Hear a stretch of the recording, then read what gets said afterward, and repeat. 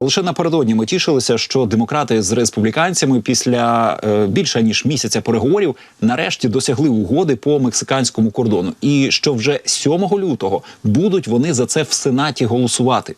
А отже, і Україні таки будуть передбачені там, в пакетному законі, 60 мільярдів доларів на зброю.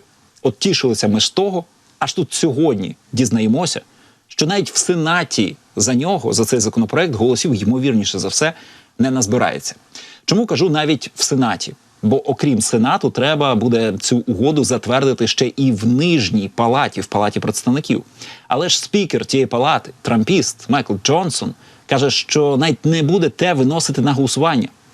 Утім, знаєте, були сподівання, що все-таки ухвала в Сенаті могла би якось на думку цього трампіста, спікера нижньої палати, вплинути, і що тоді і до затвердження в цій нижній палаті справа дійде. Утім, сьогодні агенція Bloomberg пише, що ключовий сенатор-республіканець Джеймс Ленкфорд, який веде вкрай непрості переговори щодо угоди про кордон, очікує, що заплановане на середу процедурне голосування щодо угоди провалиться. Він назвав цей проект незавершеною роботою. Чому так? Що змінилося? А все тому, що Дональд Трамп, який фактично вже поводить себе, наче переміг він на виборах, а все направду до цього і йде, він закликав республіканців не голосувати за цю компромісну угоду.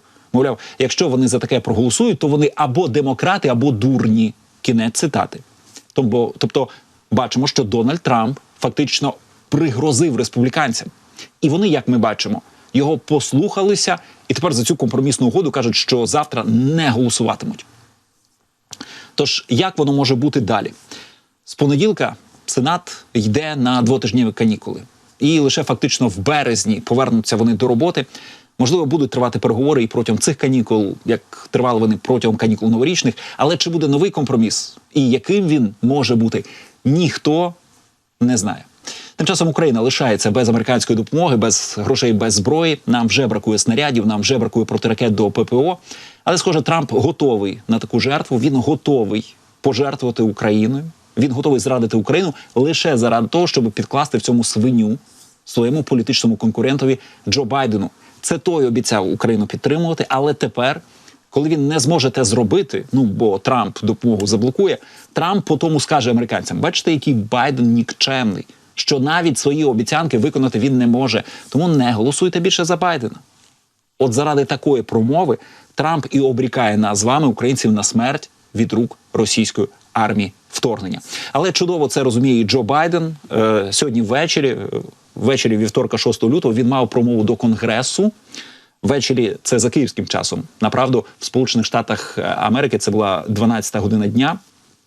Байден звернувся до американського конгресу, звернувся до сенаторів, республіканців з закликом проголосувати за цей компромісний законопроект. Він кілька хвилин розписував переваги цього законопроекту. Він казав, що там узгоджене те все, що республіканці хотіли по мексиканському кордону, з тим, щоб зробити міграційне законодавство жорсткішим, щоб не пропускати нелегалів через цей кордон, щоб унеможливити трафік наркотиків через цей кордон. І він закликав республіканців припинити боятися Дональда Трампа, знехтувати його забороною їм за цей законопроект проголосувати і все-таки віддати за це свої голоси. Зокрема, і заради того, щоб і мексиканський кордон закрити, і Україні допомогти, і Ізраїлю допомогти також. Тобто комплексно Джо Байден підійшов до цього питання, комплексно звернувся до республіканців з тим, щоб все-таки вони наважилися за цей законопроект проголосувати.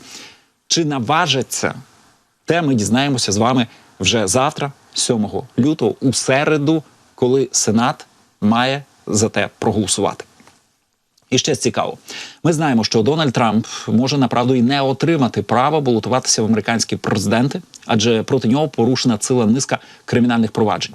І знаєте, там з тих проваджень, якщо справа купівлі мовчання порнозірки, яка надавала послуги повії, чи справа неналежного користування секретними документами Трампом, то все ж таки не надто серйозні справи і, можуть вони зашкодити хіба що, знаєте, репутації Трампа, хоча в його випадку воно все одно чомусь взагалі не спрацьовує. А от справа про штурм Капітолію, вона максимально серйозна, бо має ознаки спроби державного заколоту і повалення конституційного ладу. Принаймні, Так і оцінює нинішній президент Джо Байден. І от якщо Трампа визнають причетним, якщо Трампа визнають по цій справі винним, ну а я нагадаю, його прибічники невдоволені тодішнім програшем Трампа на виборах, вони 6 січня 2021 року взяли Капітолій штурмом, і 5 людей туди загинули.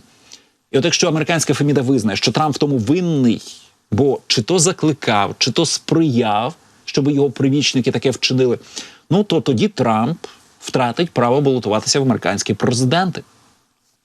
І от адвокати Трампа, вони намагалися в апеляційному суді тепер ці закиди спростувати. На тій підставі, що Трамп, мовляв, взагалі неосудний, що не можна його за це судити, адже має він, мовляв, президентський імунітет. Так от, апеляційний суд округу Колумбія сьогодні оголосив ухвалу, що по цій справі штурму Капітолія Трамп такий самий громадянин, як і решта, що по цій справі він не має того свого президентського імунітету. Що це означає? І ще раз, що Трампа можуть судити і засудити по цій справі.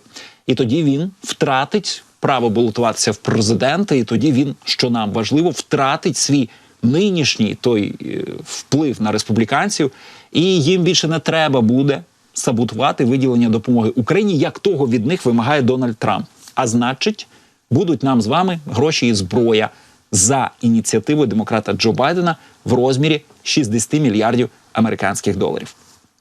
Щоправда, не надто зрозуміло, коли саме американська Феміда може цей вирок Байдену оголосити. Ну, можливо, на те підуть місяці, можливо, навіть і роки.